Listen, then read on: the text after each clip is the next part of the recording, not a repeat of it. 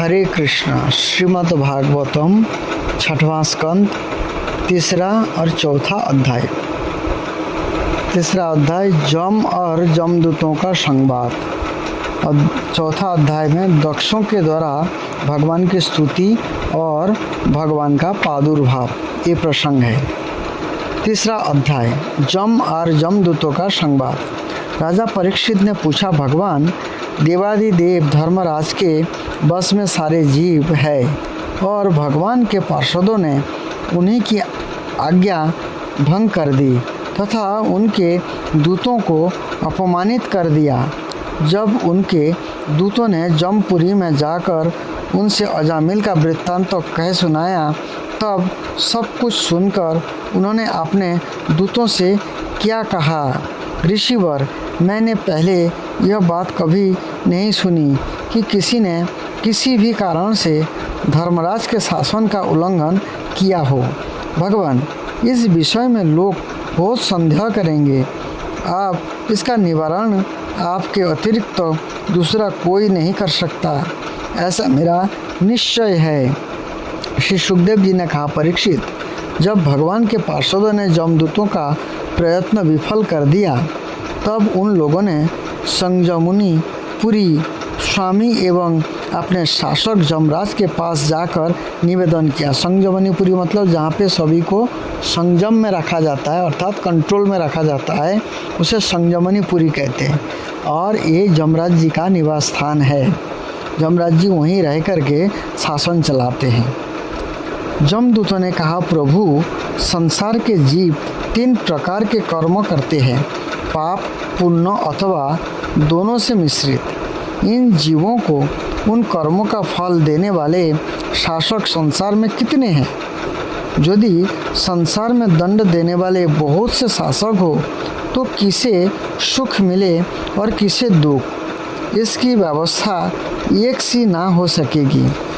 संसार में कर्म करने वालों को अनेक होने के कारण यदि उनके शासक भी अनेक हो तो उनका शासकों का अपना नाम मात्र का ही होगा। जैसे एक सम्राट के अधीन बहुत से नाम मात्र के सामंत होते हैं, इसीलिए हम तो ऐसा समझते हैं कि अकेले आप ही समस्त प्राणियों और उनके स्वामियों के भी अधीश्वर है। आप ही मनुष्य के पाप और पुण्य के निर्णायक, दंडदाता और शासक है। प्रभु, आप तक संसार में कहीं भी आपके द्वारा नियत किए हुए दंड की अवहेलना नहीं हुई थी, किंतु इस समय 4 अद्भुत सिद्ध ने आपकी आज्ञा का उल्लंघन कर दिया है। प्रभु, आपकी आज्ञा से हम लोग एक पापी को यातना गृह की ओर ले जा रहे थे, परंतु उन्होंने बलपूर्वक आपके फंदे काटकर उसे छुड़ा दिया। हम आपसे उनका रहस्य जानना चाहते हैं। यदि आप हमें सुनाने का अधिकारी समझें तो कहे। प्रभु, बड़े ही आश्चर्य की बात हुई कि इधर तो अजामिल के मुंह से नारायण यह शब्द निकला और उधर से डरो मत कहते हुए झटपट यहाँ आ पहुँचे। श्री सुखदेव जी कहते हैं, जब दूतों ने इस प्रकार प्रश्न किया, तब देव शिरोमणि प्रजा के शासक भगवान जमराज ने प्रसन्न होकर श्री हरि के चरण कमलों का स्मरण करते हुए उनसे कहा। जमराज जी ने कहा, दूतों, मेरे अतिरिक्त एक और ही चराचर जगत के स्वामी है। उन्हीं में यह संपूर्ण जगत सूत में वस्त्र के समान ओतप्रोत है। उन्हीं के अंश ब्रह्मा, विष्णु और शंकर इस जगत की उत्पत्ति, स्थिति और प्रलय करते हैं। उन्होंने इस सारी जगत को नथे हुए बेल के समान अपने अधीन कर रखा है। नथे हुए बेल का मतलब होता है बेल के नाक में एक रस्सी डाला जाता है। जो बैल जो है कंट्रोल में नहीं होता है, उस रस्सी से वो कंट्रोल होता है। इसी प्रकार पूरे संसार को ऐसे भगवान ने कंट्रोल कर रखे, जैसे बैल के नथे हुए बैल के समान अपने अधीन कर रखा है। मेरे प्यारे दूतों, जैसे किसान अपने बैलों को पहले छोटी छोटी रस्सियों में बांधकर फिर उन रस्सियों को एक बड़ी आड़ी रस्सी में बांध देते हैं, वैसे ही जगदीश्वर भगवान ने भी ब्रह्मा आदि वर्णों और ब्रह्मचर्य आदि आश्रम रूप छोटी छोटी नाम की रस्सियों में बांधकर फिर सब नामों को वेदवाणी रूप बड़ी रस्सी में बंद रखे हैं। इस प्रकार सारे जीव नाम एवं कर्म रूप बंधन में बंधे हुए भयभीत होकर उन्हें ही अपना सर्वस्व भेंट कर रहे हैं। दूतों, मैं इंद्र, निरुक्ति, वरुण, चंद्रमा, अग्नि, शंकर, वायु, सूर्य, ब्रह्मा, 12 आदित्य, विश्व देवता, 8 वसु, साध्य, 49 मरुत, सिद्ध, 11 रुद्र, रजोगुण एवं तमोगुण से रहित भृगु आदि प्रजापति और बड़े बड़े देवता सबके सब सत्व प्रधान होने पर भी उनकी माया के अधीन है तथा भगवान कब क्या किस रूप में करना चाहते हैं इस बात को नहीं जानते। तब दूसरों की तो बात ही क्या है। दूतों, जिस प्रकार घट पट आदि रूपवान पदार्थ अपने प्रकाशक नेत्रों को नहीं देख सकते, वैसे ही अंतःकरण में अपने साक्षी रूप से स्थित परमात्मा को कोई भी प्राणी इंद्रियों, मन, प्राण, हृदय या वाणी आदि किसी भी साधन के द्वारा नहीं जान सकता। ये प्रभु सबके स्वामी और स्वयं परम स्वतंत्र है। उन्हीं मायापति पुरुषोत्तम के दूत उन्हीं के समान परम मनोहर रूप, गुण और स्वभाव से संपन्न होकर इस लोक में प्राय विचरण किया करते हैं। विष्णु भगवान के सुर पूजित एवं परम अलौकिक पार्षदों का दर्शन बड़ा दुर्लभ है। ये भगवान के भक्तजनों को उनके शत्रुओं से, मुझसे और अग्नि आदि सब विपत्तियों से सर्वथा सुरक्षित रखते हैं। स्वयं भगवान ने ही धर्म की मर्यादा का निर्माण किया है।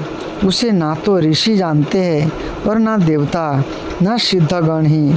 ऐसी स्थिति में मनुष्य, विद्याधर, चारण और असुर आदि तो जान ही कैसे सकते हैं। भगवान के द्वारा निर्मित भागवत धर्म परम शुद्ध और अत्यंत गोपनीय है। इसे जानना बहुत ही कठिन है। जो इसे जान लेता है वो भगवत स्वरूप को प्राप्त हो जाता है।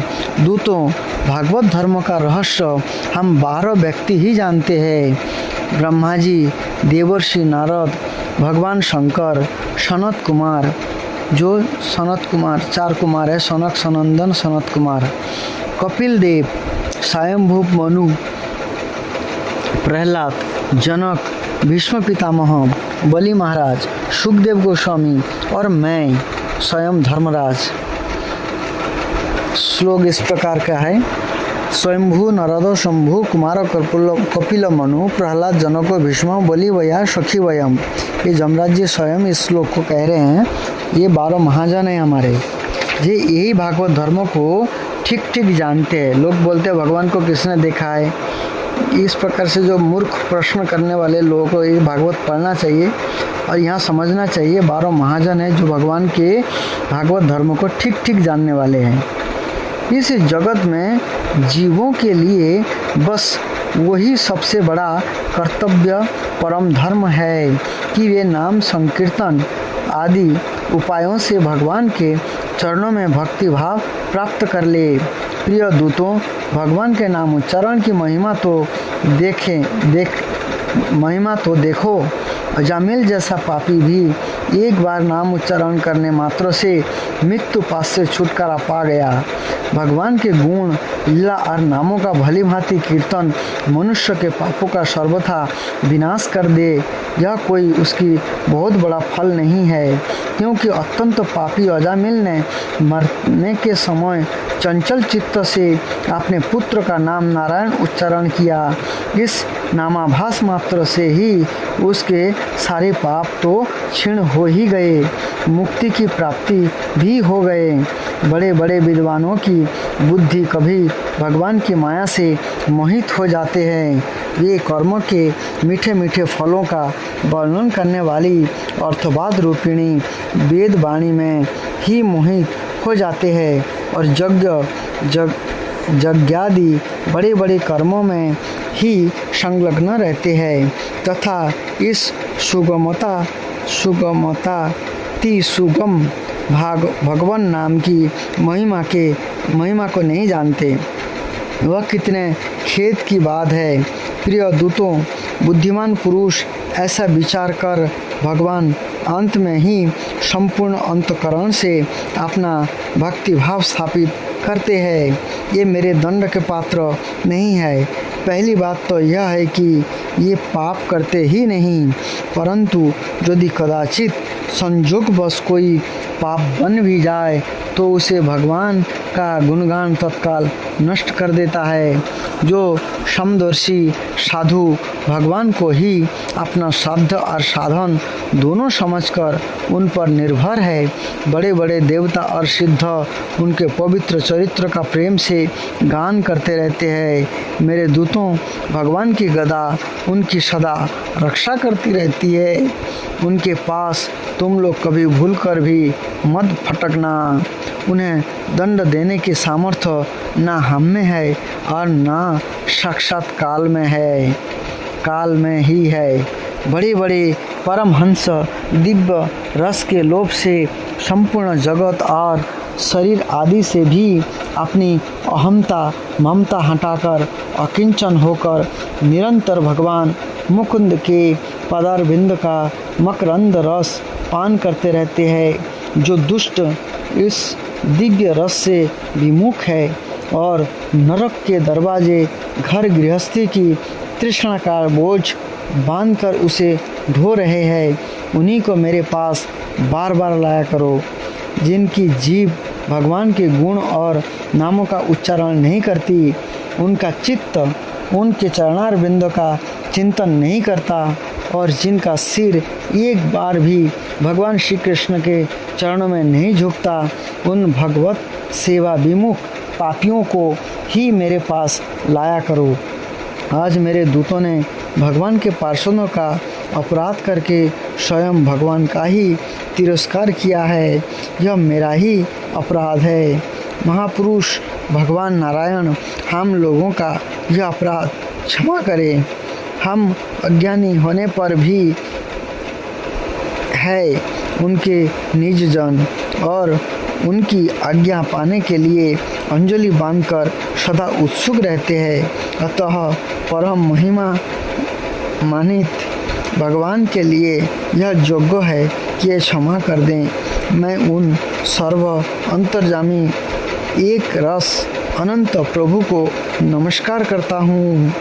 इस प्रकार से श्री जमराज जी जो है अपने दूतों को समझाएं और अपने सेवक का गलती जो है अपना ही गलती मान करके भगवान विष्णु से इस प्रकार से क्षमा याचना किए।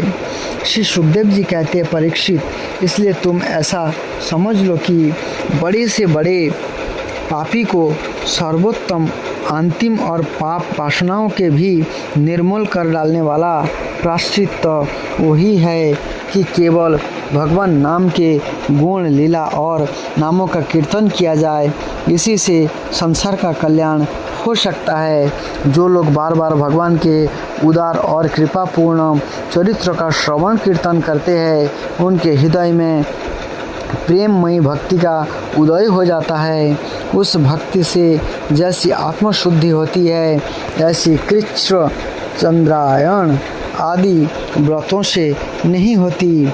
जो मनुष्य भगवान श्री कृष्ण चंद्र के चरणारविंद मकरांद का रस का लोभी भ्रमर है, वह स्वभाव से ही माया के आपात रम्य दुखद और पहले से ही छोड़े हुए विषय में फिर नहीं रमता। किंतु जो लोग उस दिव्य रस से विमुख है, कामनाओं ने जिनकी विवेक बुद्धि पर पानी फेर दिया है, ये अपने पापों का मार्जन करने के लिए पुनः प्रायश्चित्त स्वरूप कर्म ही करते हैं। इससे होता यह है कि उनके कर्मों की वासना मिटती नहीं और वे फिर ऐसे ही दोष कर बैठते हैं। परीक्षित, जब जमदूतों ने अपने स्वामी धर्मराज के मुख से इस प्रकार भगवान की महिमा सुने और उनका स्मरण किया, तब उनके आश्चर्य की सीमा न रही। तभी से ये धर्मराज की बात पर विश्वास करके अपने नाश की अंश का से भगवान के आश्रित भक्तों के पास नहीं जाते, और तो क्या ये उनकी ओर आंख उठाकर देखने में भी डरते हैं।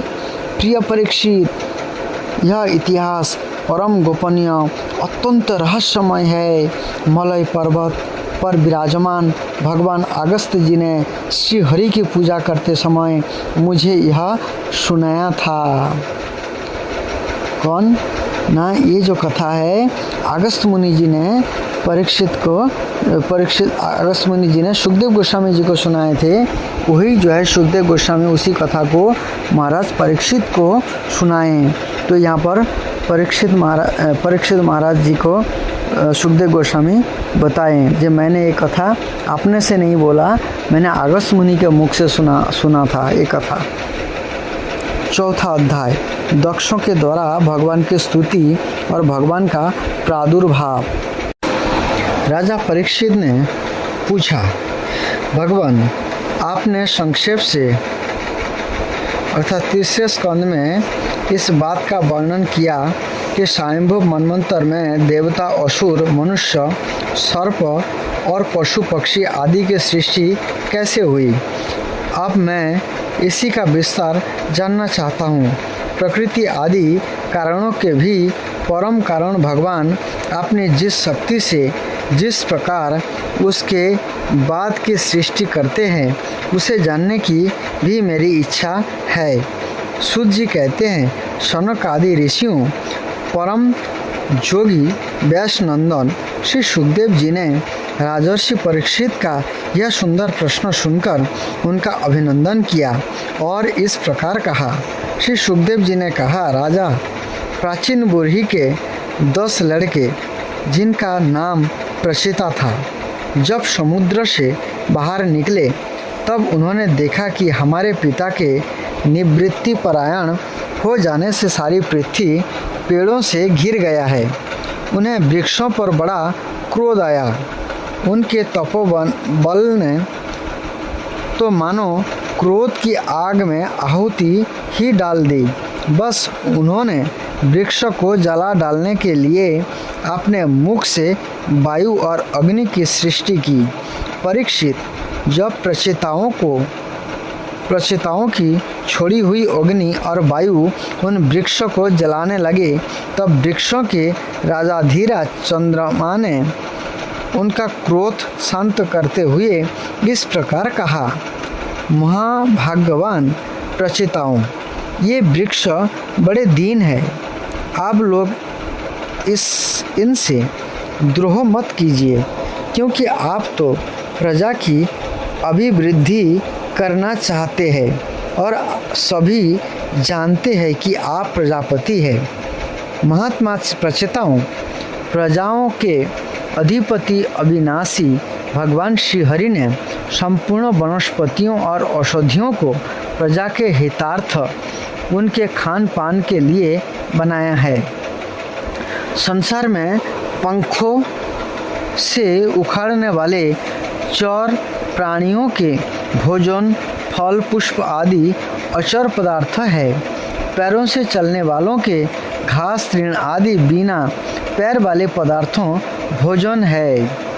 हाथ बालों के वृक्ष लता आदि बिना हाथ वाले और 2 पैरों वाले मनुष्यों के लिए धान गेहूँ आदि अन्न भोजन है। 4 पैर वाले बैल ऊँट आदि खेती प्रवृत्ति के द्वारा अग्नि की उत्पत्ति में सहायक है। निष्पाप प्रचेताओं, आपके पिता और देवाधिदेव भगवान ने आप लोगों को यह आदेश दिया है कि प्रजा की सृष्टि करो। ऐसा स्थिति में आप वृक्षों को जला डालें, यह कैसे उचित हो सकता है। आप लोग अपना क्रोध शांत करें और अपने पितामह प्रपितामह आदि के द्वारा सेवित सत्पुरुषों के मार्गों का अनुसरण करें। जैसे माँ बाप बालकों की, पलकें नेत्रों की, पति पत्नी की, गृहस्थ भिक्षुकों की और ज्ञानी अज्ञानियों की रक्षा करते हैं और उनका हित चाहते हैं, ऐसे ही प्रजा की रक्षा और हित का उत्तरदायी राजा होता है। प्रचिताओं, समस्त प्राणियों के हृदय में सर्वशक्तिमान भगवान आत्मा के रूप में विराजमान है। इसीलिए आप लोग सभी को भगवान का निवास स्थान समझे। यदि आप ऐसा करेंगे तो भगवान को प्रसन्न कर लेंगे। जो पुरुष हृदय के उबलते हुए भयंकर क्रोध को आत्मविचार के द्वारा शरीर में ही शांत कर लेता है, बाहर नहीं निकालने देता, वह काल चक्र से तीनों गुणों पर विजय प्राप्त कर लेता है। प्रचेताओं, इन दीनहीन वृक्षों को और ना जलाइए। जो कुछ बच रहे हैं उनकी रक्षा कीजिए, इससे आपका भी कल्याण होगा। इस श्रेष्ठ कन्या का पालन और वृक्षों ने ही किया है। इससे आप लोग पत्नी के रूप में स्वीकार कीजिए। परीक्षित, वनस्पतियों के राजा चंद्रमा ने प्रचेताओं को इस प्रकार समझा बुझाकर उन्हें प्रमलोचा अप्सराओं की सुंदरी कन्या दे दी और ये वहाँ से चले गए। प्रचेताओं ने धर्मानुसार उसका पानी ग्रहण किया। उन्हीं प्रचेताओं के द्वारा उस कन्या के गर्भ से प्रचेतस दक्ष की उत्पत्ति हुई। फिर दक्ष की प्रजा सृष्टि में 3 लोक भर गए। उनका अपनी पुत्रियों पर बड़ा प्रेम था। इन्होंने जिस प्रकार अपने संकल्प और वीर्य से विविध प्राणियों की सृष्टि की, वह मैं सुनाता हूँ, तुम सावधान होकर सुनो। परीक्षित, पहले प्रजापति दक्ष ने जल, स्थल और आकाश में रहने वाले देवता, असुर एवं मनुष्य आदि प्रजा की सृष्टि अपने संकल्प से ही की। जब उन्होंने देखा कि वह सृष्टि बढ़ नहीं रही है, तब उन्होंने विंध्याचल के निकटवर्ती पर्वतों पर जाकर बड़ी घोर तपस्या की। यहाँ एक अत्यंत श्रेष्ठ तीर्थ है, उसका नाम है अघमर्षण। यह सारे पापों को धो बहाता है।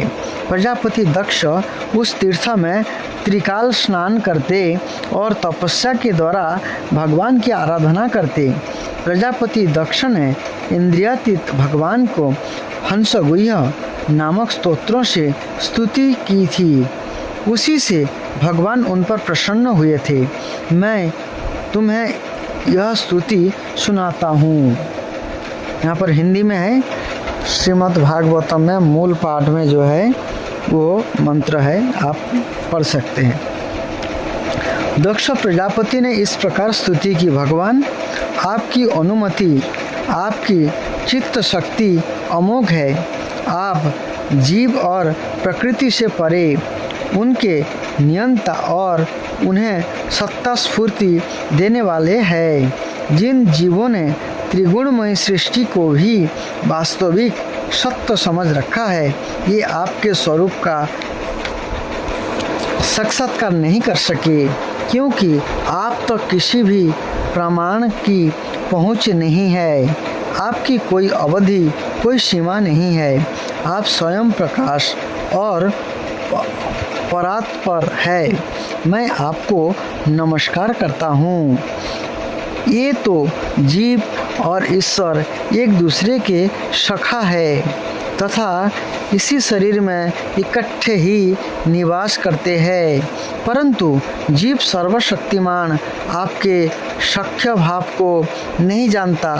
ठीक वैसे ही जैसे रूप, रस, गंध आदि विषय अपने प्रकाशित करने वाली नेत्र, घ्राण आदि इंद्रिय वृत्तियों को नहीं जानते, क्योंकि आप जीव और जगत के दृष्टा है, दृश्य नहीं।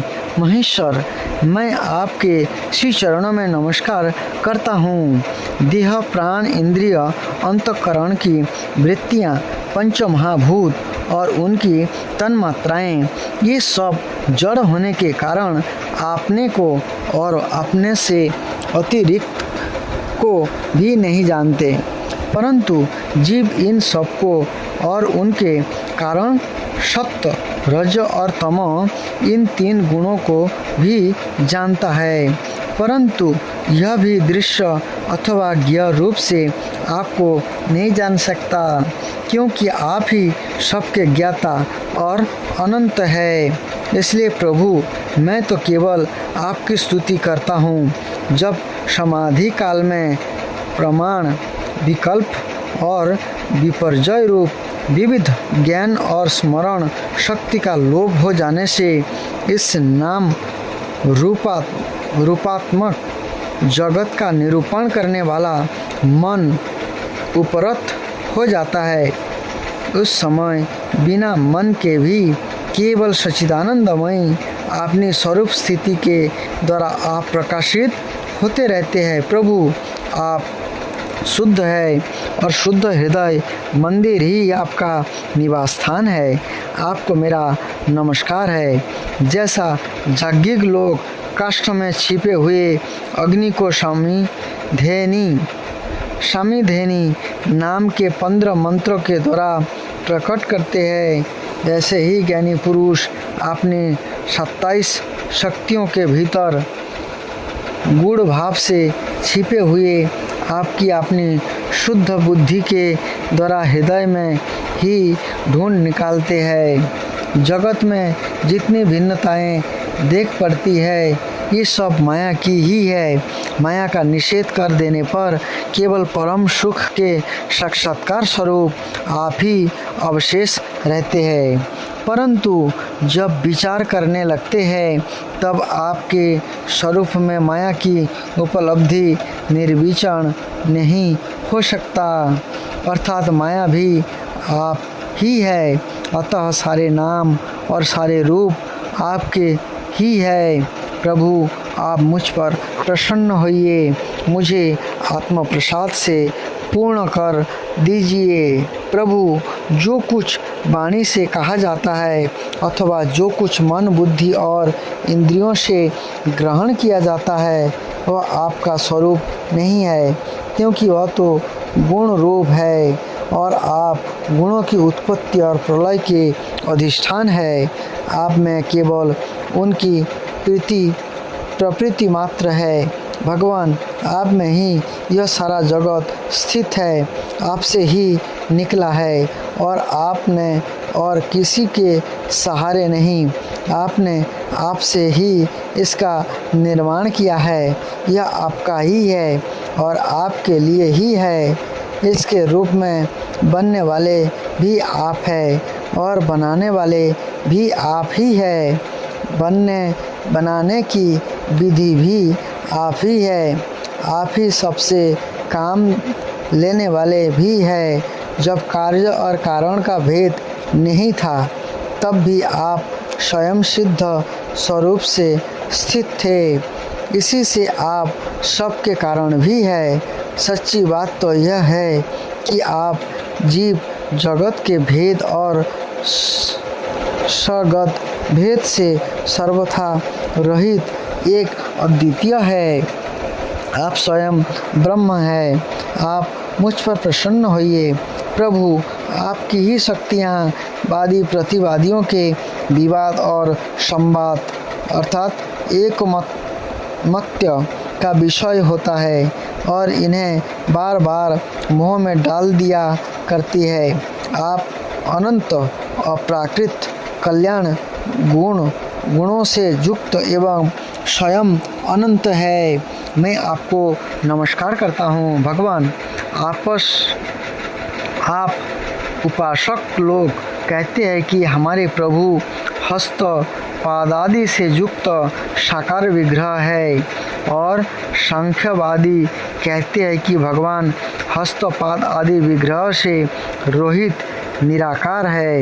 यद्यपि इस प्रकार के वे एक ही वस्तु के दो परस्परी विरोधी धर्मों का वर्णन करते हैं, परंतु फिर भी उसमें विरोध नहीं है, क्योंकि दोनों एक ही परम वस्तु में स्थित है। बिना आधार के हाथ पैर आदि का होना संभव नहीं, और निषेध की भी कोई ना कोई अवधि होनी ही चाहिए। आप वही आधार और निषेध की अवधि है, इसलिए आप साकार निराकार दोनों से ही अविरुद्ध सम पर ब्रह्म है। प्रभु आप अनंत है। भगवान को समझने के लिए 3 स्टेप है। सबसे पहले होता है निराकार ब्रह्म, फिर परमात्मा स्वरूप जो परमात्मा लोग चिंतन करते हैं परमात्मावादी, और है साकारवादी जो भगवान के विग्रह है रूप है वो मानते हैं। तो जो निराकारवादी है पहला स्टेज है, उसको थोड़ा ज्ञान है, पूरा ज्ञान नहीं है, क्योंकि भगवान की कोई भौतिक रूप नहीं है, भगवान की सब आध्यात्मिक है, इसलिए निराकार लोग कहते हैं। आपका ना तो कोई प्राकृत नाम है और ना कोई प्राकृत रूप मतलब कोई भौतिक रूप नहीं है, भगवान के आध्यात्मिक रूप है। फिर भी जो आपके चरण कमलों का भजन करते हैं उन पर अनुग्रह करने के लिए आप अनेक रूपों में प्रकट होकर अनेकों लीलाएं करते हैं, तथा उन रूपों एवं लीलाओं के अनुसार अनेकों नाम धारण कर लेते हैं। परमात्मा आप मुझ पर कृपा प्रसाद कीजिए। लोगों की उपासनाएं प्राय साधारण कोटि की होती है, तो आप सबके हृदय में रहकर उनकी भावना के अनुसार भिन्न भिन्न देवताओं के रूप में प्रतीत होते रहते हैं। ठीक वैसे ही जैसे हवा गंध का आश्रय लेकर सुगंधित प्रतीत होती है, परंतु वास्तव में सुगंधित नहीं होते, ऐसे सबकी भावनाओं का अनुसरण करने वाले प्रभु मेरी अभिलाषा पूर्ण करे। श्री सुखदेव जी कहते हैं, परीक्षित विंध्याचल के अगम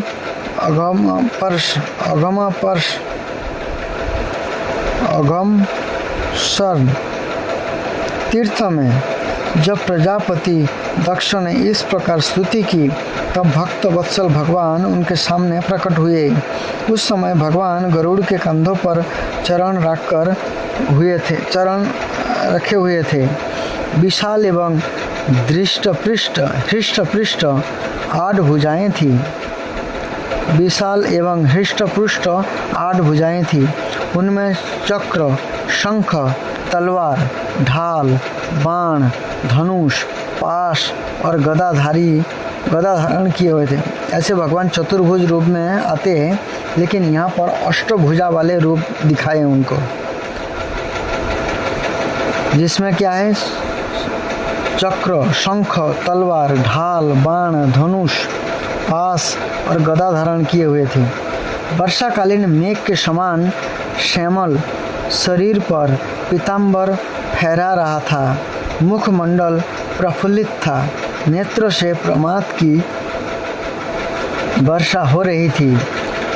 घुटनों तक वनमाला लटक रही थी। वक्षस्थल पर सुनहरी रेखा, श्रीवत्स चिन्ह और गले में कौस्तुभ मणि जगमगा रही थी। कुछ मूर्खों कहते हैं भगवान का कोई रूप नहीं होते या भगवान होते ही नहीं है। भगवान को किसने देखा है? इस जो कथा है, इस कथा से समझ में आ रहा है ये भगवान का रूप भी है, भगवान कितने सुंदर है। भगवान का कोई तपस्या करते उनको प्राप्त भी होते हैं, भगवान उनके सामने आते भी हैं। तो इस प्रकार से मूर्खामी नहीं करनी चाहिए। ऐसे मूर्ख लोगों को ये सुनने के समझना चाहिए। तो भगवान के वक्षस्थल पर सुनहरी रेखा, श्रीवत्स चिन्ह और गले में कौस्तुभ मणि जगमगा रही थी। बहुमूल्य किरीट मतलब मुकुट धारण किए हुए थे। कंगन, मकराकृत कुंडल जो मछली जैसा कुंडल कान में पहने हुए थे। करध्वनि, अंगूठी, कड़े, नूपुर और बाजूबंद अपने अपने स्थान पर सुशोभित थे। त्रिभुवनपति भगवान ने त्रैलोक्य विमोहन रूप धारण कर रखा था। त्रिलोक को मोहने वाले रूप धारण कर रखे थे। नारद, नंद, सुनंद आदि पार्षद उनके चारों ओर खड़े थे। इंद्र आदि देवेश्वरगण स्तुति कर रहे थे तथा सिद्ध गंधर्व और चारण भगवान के गुणों का गान कर रहे थे। यह अत्यंत आश्चर्यमय और अलौकिक रूप देखकर दक्ष प्रजापति कुछ सहम गए। प्रजापति दक्ष ने आनंद से भरकर भगवान के चरण कमलों में साष्टांग प्रणाम किया। जैसे झरनों के जल से नदियाँ भर जाती है, वैसे ही परमानंद के उद्रेक से उनकी एक एक इंद्रियां भर गई और आनंद परवश हो जाने के कारण ये कुछ भी बोल ना सके। परीक्षित, प्रजापति दक्ष अत्यंत नम्रता से झुककर भगवान के सामने खड़े हो गए। भगवान सबके हृदय की बात जानते ही है। उन्होंने दक्ष प्रजापति की भक्ति और प्रजावृत्ति की कामना देखकर उनसे यह कहे। श्री भगवान ने कहा, परम भाग्यवान दक्ष, आप तुम्हारी तपस्या सिद्ध हो गई, क्योंकि मुझ पर श्रद्धा करने से तुम्हारे हृदय में मेरे प्रति परम प्रेम वर्ष का उदय हो गया है। प्रजापति, तुमने इस विश्व की बुद्धि के लिए तपस्या की है, इसलिए मैं तुम पर प्रसन्न हूँ, क्योंकि वह मेरी ही इच्छा है कि जगत के समस्त प्राणी अभिवृद्धि और समृद्ध हो। ब्रह्मा, शंकर, तुम्हारे जैसे प्रजापति, स्वयंभू आदि मनु तथा इंद्र आदि देवेश्वर, ये सब मेरी विभूतियाँ हैं और सभी प्राणियों को अभिवृद्धि करने वाले हैं। ब्राह्मण, तपस्या मेरे हृदय है, विधा शरीर है, कर्म आकृति है, यज्ञ अंग है, धर्म मन है और देवता प्राण है। जब यह सृष्टि नहीं थी तब केवल मैं ही था और वह भी निष्क्रिय रूप में, बाहर भीतर कहीं भी और कुछ ना था। यहाँ पर देखिए, सृष्टि से पहले भगवान बोलते हैं मैं ही था केवल और कुछ नहीं था। ना तो कोई दृष्टा था और ना दृश्य, कोई भी दृश्य नहीं था। इसलिए ब्रह्मा जी अपने प्रार्थना में कहते हैं, ईश्वर परम कृष्ण सच्चिदानंद विग्रह अनादिर आदिर गोविंद। अनादि आदि, और कोई ना तो आदि थे ना अनादि, कोई और नहीं था, केवल भगवान ही थे। मैं केवल ज्ञान स्वरूप और अव्यक्त था, ऐसा समझ लो। मानो सब और सुषुप्ति ही सुषुप्ति छा रही थी। प्रिय दक्ष, मैं अनंत गुणों का आधार एवं स्वयं अनंत हूँ। जब गुणमयी माया के शोभ से यह ब्रह्मांड शरीर प्रकट हुआ तो उसमें आयोनिज आदि पुरुष ब्रह्मा उत्पन्न हुए। जब मैंने उनमें शक्ति और चेतना का संचार किया तब देव शिरोमणि ब्रह्मा सृष्टि करने के लिए उद्यत हुए, परंतु उन्होंने अपने को सृष्टि कार्यमय असमर्थ सा पाया। उस समय मैंने उन्हें आज्ञा दी कि तप करो। तब उन्होंने घोर तपस्या की और उस तपस्या के प्रभाव से पहल तुम 9 प्रजापतियों की सृष्टि की। प्रिय दक्ष, देखो, यह पंचजन प्रजापति की कन्या असी कनी है। इसे तुम अपनी पत्नी के रूप में ग्रहण करो। अब तुम गृहस्थोचित स्त्री सहवास रूप धर्म को स्वीकार करो। यह अशिकनी भी उसी धर्म को स्वीकार करेगी। तब तुम इसके द्वारा बहुत सा प्रजा उत्पन्न कर सकोगे। प्रजापति, आप तक तो मानसी सृष्टि होती थी, परंतु आप तुम्हारे बाद सारी प्रजा मेरी माया से स्त्री पुरुष के संयोग से ही उत्पन्न होगी तथा मेरी सेवा में तत्पर रहेगी। श्री सुखदेव जी कहते हैं, विश्व के जीवनदाता भगवान श्री हरि यह कहकर दक्ष के सामने ही इस प्रकार अंतर्ध्यान हो गए जैसे स्वप्न में देखी हुई वस्तु स्वप्न टूटते ही लुप्त हो जाती है। हरे कृष्ण कृष्ण कृष्ण हरे हरे, हरे राम राम राम हरे हरे।